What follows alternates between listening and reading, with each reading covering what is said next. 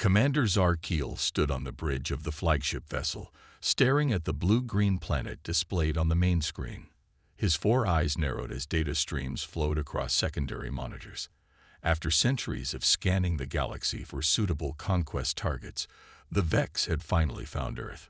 "Fascinating," said Science Officer Murtak, her tentacles waving in excitement as she analyzed the incoming data. "The species calls themselves humans. They appear to be in a primitive developmental stage, yet they've managed basic space travel and global communication networks." Zarkeel clicked his mandibles thoughtfully.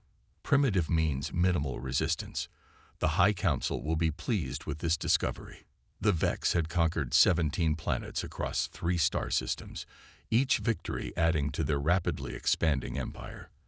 Their technology allowed them to travel vast distances through space, and their military might crush any opposition they encountered. Earth would simply be their next trophy. "What's their military capability?" asked Zarkeel. "Nuclear weapons, but nothing that could reach us in orbit," replied war strategist Velnar. "Their aircraft are slow and could not leave the atmosphere. Their navies are confined to water. We could take the planet with minimal casualties." The decision was made within hours. The High Council approved the invasion plan, and Zarkeel received his official orders: secure Earth, subjugate the humans, and prepare the planet for Vex colonization. The journey took 3 standard cycles. A fleet of 20 warships approached the solar system cautiously, establishing a temporary base on Mars to prepare for the invasion. From this distance, they launched small, undetectable reconnaissance drones to gather more detailed information about Earth. In her laboratory aboard the flagship, Murtak frowned at the incoming data.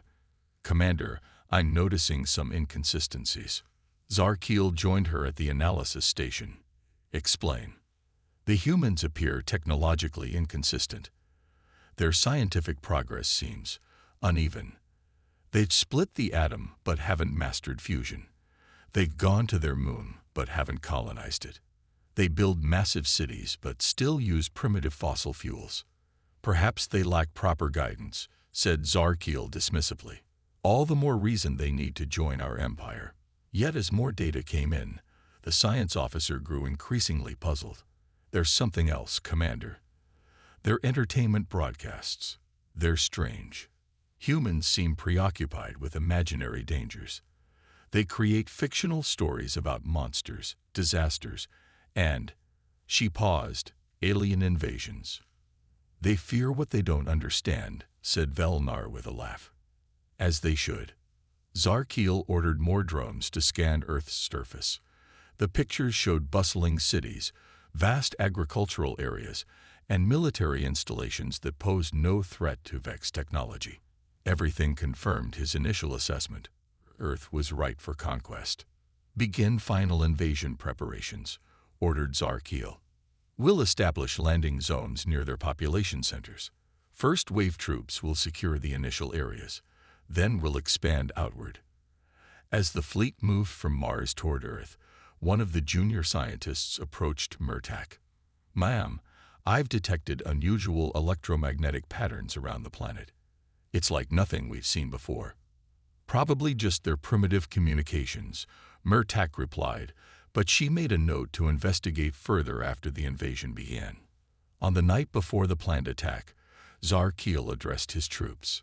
"Tomorrow we claim another world for the Vex Empire. The humans will learn to serve us, or they will perish. Their planet is now ours." The soldiers cheered, their victory seemingly assured. None of them noticed the strange readings coming from Earth's atmosphere as their ships approached. None of them understood that the planet they were about to invade was unlike any they had encountered before.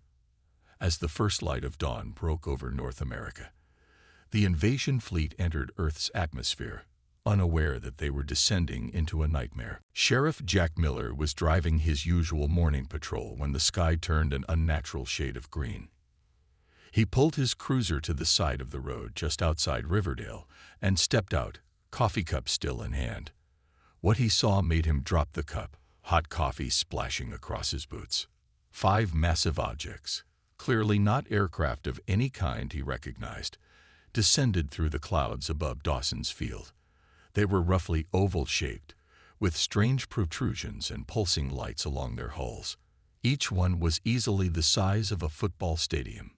"Sweet Jesus," Jack whispered, fumbling for the radio on his belt. His fingers trembled as he called dispatch. "Nancy, get me the mayor and call the National Guard. We've got. I don't even know what we've got, but it's big and it's not ours." 20 miles away at Westridge Military Research Facility, alarms blared through the corridors. Dr. Lisa Bryson was yanked from a fitful sleep at her desk, research papers stuck to her cheek. She'd been working late analyzing unusual electromagnetic readings that had been spiking over the past week. Colonel Harris burst into her lab. "Doctor, we need you now. Multiple unidentified craft have entered our airspace and are landing." Within minutes, Lisa found herself in a helicopter heading toward Riverdale, watching in stunned silence as more alien vessels appeared on the horizon. "We've got similar reports coming in from 6 other locations across the country," the colonel shouted over the rotor noise. "The president has authorized military response. Captain Winters is coordinating ground forces." The first Vex soldiers emerged from their ships as military vehicles surrounded Dawson's Field. They stood nearly 7 feet tall, with 4 arms and exoskeleton armor that shimmered with an iridescent glow. They carried weapons unlike anything humans had ever seen. Captain Alex Winters watched through binoculars, trying to maintain his composure. "Hold positions," he ordered into his radio. "No one fires unless fired upon." The lead alien raised one of its strange devices. A moment later, a booming voice echoed across the field, clearly being translated into English. "People of Earth, we are the Vex. Your planet is now under our control. Surrender and you will be allowed to live as subjects of the Vex Empire. Resist, and you will be eliminated."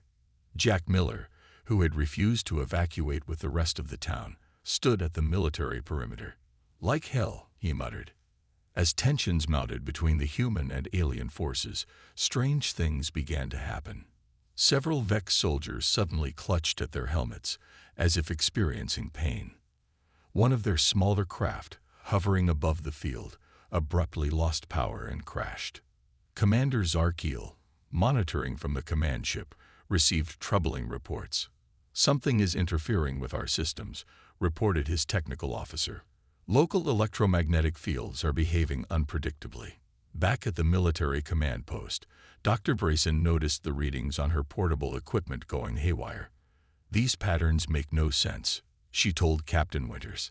"It's like the electromagnetic field around us is responding to emotions. That can't be right." The standoff continued as night fell. Military spotlights illuminated the alien vessels, while more Vex ships descended at locations worldwide. But something was clearly wrong with the invaders. Their movements became erratic. Some appeared disoriented.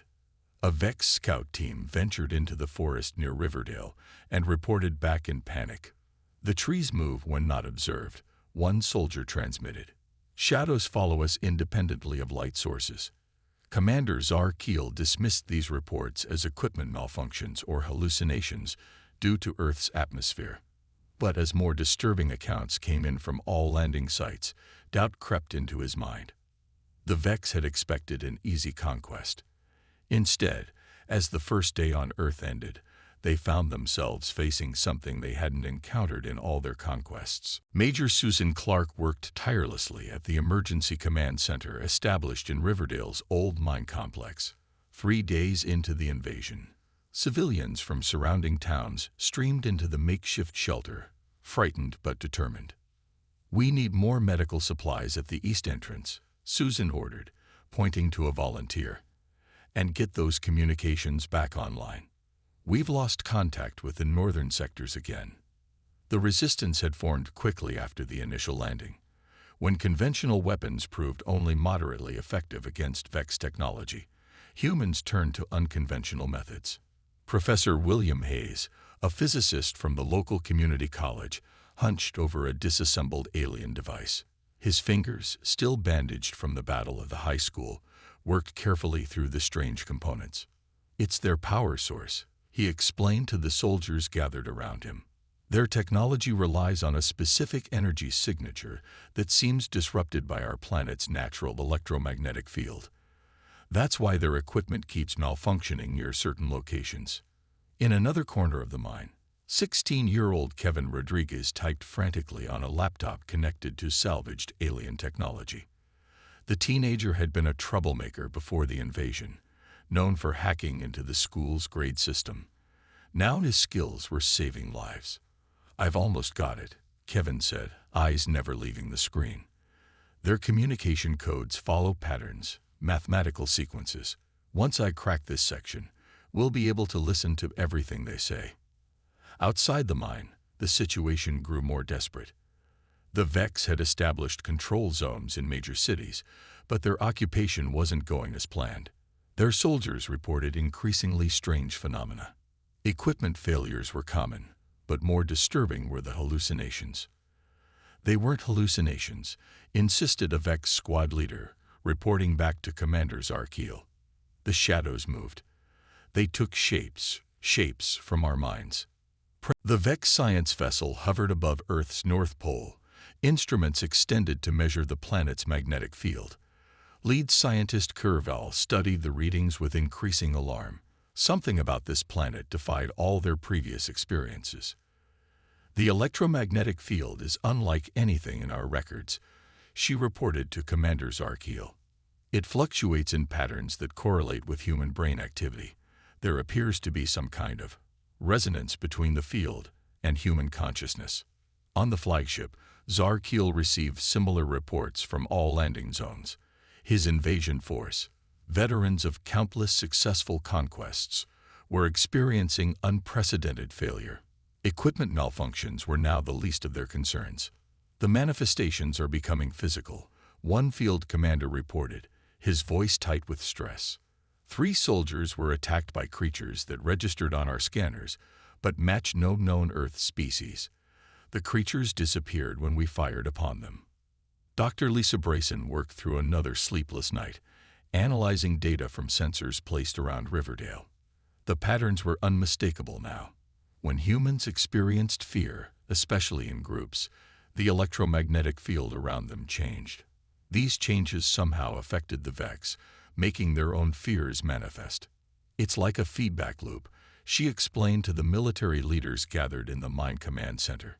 "Their presence triggers our fear response. Our fear response affects the electromagnetic field. The field somehow makes their fears physically manifest." Officer Frank Daniels, who had been a small-town policeman before the invasion, led his guerrilla unit through the forests surrounding a Vex outpost. His team had discovered that night attacks were particularly effective, not because of the darkness, but because human fear responses intensified after sunset. "Remember," he whispered to his fighters, "think about the scariest things you can imagine. Let yourself be afraid." The results were dramatic. As they approached the alien position, the air around the Vex camp began to shimmer. Shadowy figures formed in the mist. Some resembled distorted human shapes, others looked nothing like anything on Earth. The aliens fired wildly into the darkness as the apparitions closed in. Frank's team attacked while the Vex were distracted, capturing valuable equipment and 3 alien soldiers without firing a single shot. At Riverdale Hospital, Nurse Patricia Morgan made a discovery while treating a wounded Vex soldier. The alien's physiology reacted strongly to human blood, showing signs of what appeared to be an allergic reaction. More importantly, the soldier seemed unable to perceive the nightmare manifestations when sedated. "Their consciousness is the link," Patricia reported to Dr. Bryson. "When they're unconscious, they don't see the manifestations." This information proved critical as the resistance developed new tactics. Teams armed with tranquilizer weapons began taking down Vex soldiers without killing them, removing them from the fight without bloodshed. Meanwhile, on the Vex command ship, Zarkeel faced growing dissent. "We must withdraw," urged war strategist Velinar. "This planet is wrong. The humans aren't just fighting us with weapons. Somehow they fight us with their minds. Absurd, Zarkil snapped, though his confidence had begun to waver. No species possesses such abilities. Then explain this. Velnar projected a recording from a ground team. The footage showed a squad of Vex soldiers firing at creatures that seemed to shift form, one moment appearing as giant insects resembling those from the Vex home world, the next transforming into shadowy humanoids with distorted features. As the recording ended, Science Officer Murtak entered the chamber. "Commander, we've detected a pattern. The manifestations are strongest near human children. Their brains produce more of the theta waves that seem to amplify the effect." Zarkil stared at the holographic map showing the spreading zones of what his troops now called nightmare fields. His invasion was failing, not because of superior human technology or tactics, but because Earth itself seemed to be fighting back. For the first time in his military career, Commander Zarkil felt something unfamiliar creep into his mind. Fear. The Vex soldiers huddled in their fortified position, neural dampeners humming against their temples. These devices, hastily developed by their science division, were supposed to block the effect of Earth's strange electromagnetic field on their minds.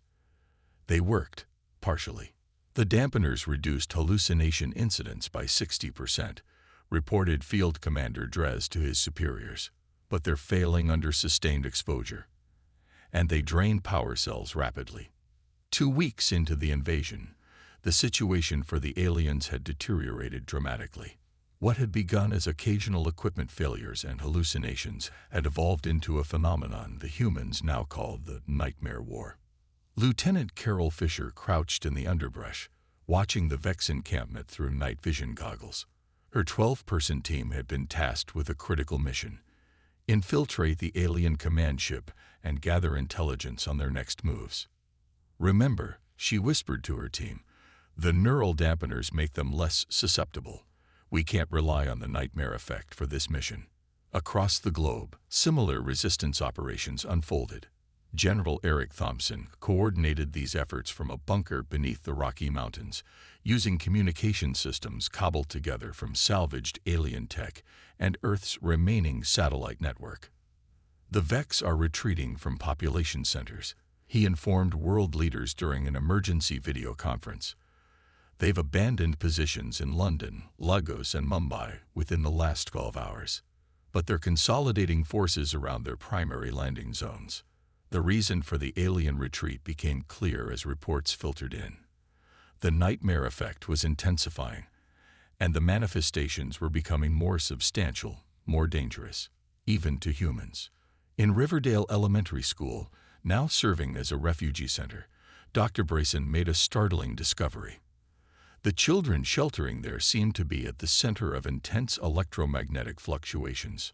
"Their brain patterns are different," she explained to Major Clark. "Children naturally produce more theta waves during sleep, and even when awake. Those waves seem to amplify the nightmare effect." 10-year-old Sammy Baker sat drawing pictures while monitors recorded his brain activity. His drawings showed shadowy creatures with too many limbs and eyes that glowed in darkness, the same creatures that had been reported attacking Vex positions. "The kids aren't doing it on purpose," Dr. Brayson said, "but their fears are manifesting more powerfully than adults, and the Vex seem unable to defend against it." Commander Zarkil received the worst news yet when 3 reinforcement ships arrived from the Vex homeworld. Within hours of entering Earth's atmosphere, all 3 vessels reported systems failures and crew experiencing severe psychological distress.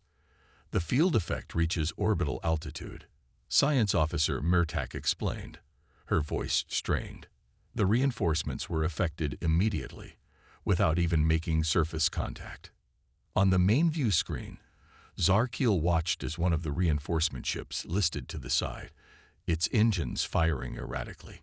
The ship's commander reported crew members seeing impossible things in empty corridors, hearing voices speaking in languages none of them knew.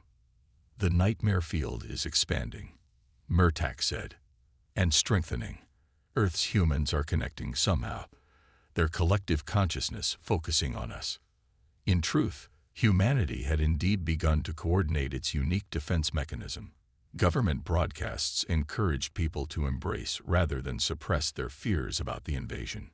Meditation groups formed in refugee centers, focusing their thoughts on the alien threat. Lieutenant Fisher's team reached the perimeter of the alien command ship under cover of darkness. As they prepared to breach the outer hull, they witnessed a disturbing sight. Vex soldiers firing frantically at the empty air, some tearing off their neural dampeners as if they had become painful. "They're losing control," Fisher whispered into her comm unit. "Something big is happening." Above them, the night sky seemed to ripple, as if the barrier between imagination and reality was growing thin. The nightmare war had entered a new phase, and Earth's unique defense was gathering strength. Commander Zarkeel paced the bridge of his flagship, his forearms clenched in what the Vex considered a posture of extreme stress.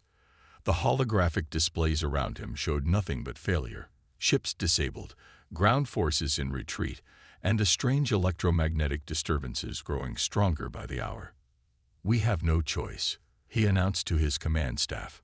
"Prepare for the final assault. All remaining forces will converge on their most vital population centers. We will strike with everything we have, before we lose more ships to this planet's madness." It was a desperate gamble. The Vex had never faced defeat in their long history of conquests. The shame of returning home without victory was unthinkable. On Earth, General Thompson received the intelligence from Lieutenant Fisher's team just in time. Her mission had succeeded, at great cost. Of her 12-person team, only 4 had made it back alive, carrying crucial data about the aliens' final plans. "They're throwing everything at us," the general told world leaders. "Every functional ship, every soldier still able to fight. This is their last effort." Across the globe, military forces mobilized for what might be humanity's final stand. But their most powerful weapon wasn't conventional at all. In a laboratory beneath Westridge facility, Dr. Nathan White worked feverishly on a device unlike any weapon ever created. A physicist specializing in quantum entanglement, he had built an amplifier designed to enhance the nightmare effect. "The theory is sound," he explained to Dr. Bryson as they made final adjustments. "If human consciousness can affect the electromagnetic field naturally, this device should multiply that effect exponentially." But the amplifier needed a focal point, a place where Earth's natural field was already strong. The search for this location led to an unexpected discovery. George Bennett was a farmer who had never left his family's land in the rural heartland. His property, it turned out, sat directly above a massive deposit of magnetite, creating one of the strongest natural electromagnetic anomalies on the continent. "I always knew this land was special," he told the military personnel setting up equipment in his fields. "Animals act strange here. Compass never works right. My grandpa used to say the land had spirits." As the Vex ships moved into position for their final assault, humanity prepared its response. The amplifier was installed on Bennett's farm, connected to a network of smaller devices worldwide. Through emergency broadcasts, people everywhere were instructed to focus their thoughts at the same time, to imagine the aliens gone, to picture safety returning to Earth. Commander Zarkeel gave the order to attack. The remaining Vex forces descended toward major cities, weapons powered to maximum. But as they entered the lower atmosphere, something unprecedented occurred. The sky itself seemed to tear open. From the rifts emerged shapes that defied description, amalgamations of human nightmares spanning thousands of years of collective fear. Some resembled ancient demons from folklore, others looked like distorted versions of the Vex themselves. Many were simply wrong, collections of teeth, eyes, and limbs that should not exist together. Dr. White activated the amplifier as millions of humans worldwide closed their eyes and focused their thoughts. On Bennett's farm, the air crackled with visible energy. The ground trembled. And then, a pillar of light shot upward into the clouds. Aboard the Vex flagship, alarms blared as systems failed catastrophically. The view screen showed impossible readings before going black. The last image Commander Czar Keel saw was a wave of darkness spreading across Earth's atmosphere, reaching toward his ship like a giant hand. "Retreat," he ordered, but it was too late. The nightmare field engulfed the Vex fleet entirely. From the ground, humans watched as alien ships spun out of control. Some crashed, others fled toward space, engines burning erratically. Many simply vanished, as if swallowed by the very darkness they had helped create. On Bennett's farm, George stood watching the sky clear. "Grandpa always said," he murmured, "don't mess with things you don't understand." As dawn broke, the reports came in from around the world. The Vex assault had collapsed entirely. Their invasion, which had begun with such confidence, was ending in a rout. Humanity had turned its greatest weakness, fear, into an unexpected strength. The morning sun rose over Riverdale 1 month after what was now called the Nightmare Victory. Cleanup crews worked to dismantle the remains of a Vex scout ship that had crashed in Dawson's Field, carefully preserving components for study. The alien technology would help humanity advance by decades, perhaps centuries, an ironic gift from would-be conquerors. Sheriff Jack Miller watched the operation from his cruiser, sipping coffee from a thermos. His uniform was worn and patched in places, evidence of the desperate weeks during the invasion. Like many who had fought in the resistance, he found it hard to return to normal life. "Still keeping watch?" asked Dr. Lisa Bryson as she approached the vehicle. Dark circles under her eyes suggested she wasn't sleeping much either. "Old habits," Jack replied with a thin smile. "How's the research going?" Lisa leaned against the cruiser's hood. "We're making progress understanding the nightmare effect. It seems Earth's electromagnetic field has always had this property. We just never knew how to access it before." The Vex invasion somehow activated a defense mechanism that was always there, waiting. Around the world, similar scenes played out as humanity recovered and rebuilt. The Vex had destroyed much, but their occupation had been brief. More importantly, they had left behind knowledge that changed everything about how humans viewed themselves and their place in the universe. In Washington, the newly formed United Nations Space Defense Council held its first formal meeting. Representatives from every nation gathered to establish protocols for future contact with extraterrestrial civilizations. "The captured Vex records confirm our suspicions," announced General Eric Thompson. "Their empire spans multiple star systems. There are other alien civilizations out there, some friendly, some hostile. We need to be prepared." Meanwhile, Captain Alex Winters led a team studying the prisoners who had surrendered rather than flee. The Vex, it turned out, were not inherently evil, just expansionist, with a culture that prized conquest above diplomacy. They had simply never encountered a species with humanity's unique characteristics. "They're still afraid of us," Winters reported to his superiors. "Even with the neural dampeners, they sense something about humans that disturbs them." One prisoner described us as dream shapers or reality vendors. At Westridge Research Facility, Dr. Bryson and Professor Hayes worked with international scientists to develop technology based on their understanding of the nightmare effect. The goal wasn't weapons, but early warning systems that could detect approaching ships long before they reached Earth. "The field fluctuations work both ways," Professor Hayes explained during a briefing. "We can detect disturbances caused by large vessels entering our solar system, giving us time to prepare." In a small ceremony at Riverdale Town Hall, those who had led the local resistance received recognition for their bravery. Kevin Rodriguez, the teenage hacker who had cracked the Vex communications, was offered scholarships to prestigious universities. Nurse Patricia Morgan, whose discovery about Vex physiology had saved countless lives, received a Medal of Honor. But perhaps the most profound changes were invisible. Humanity now knew it was not alone in the universe, and that it possessed a unique defense mechanism unlike anything the Vex had encountered in their long history of conquest. The last intact Vex command ship, trapped in Earth orbit after the final battle, had transmitted a single message before its crew abandoned it and surrendered. The message, decoded by Kevin, was meant for the Vex homeworld. It contained just 3 words: Earth is forbidden. As the sun set over the recovery efforts, Sheriff Miller and Dr. Brayson walked through the small memorial garden planted where the first alien ship had landed. "Do you think they'll come back?" Jack asked. "Or send someone else?" Lisa looked up at the darkening sky. "I think the word is spreading through the galaxy. Earth is not what it seems.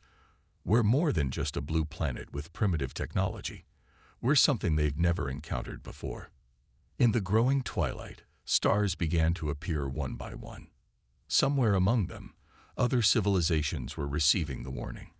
Earth might look like an easy conquest, but those who tried would find themselves facing not just human weapons, but human nightmares given form. And that was a power even the most advanced aliens had learned to fear.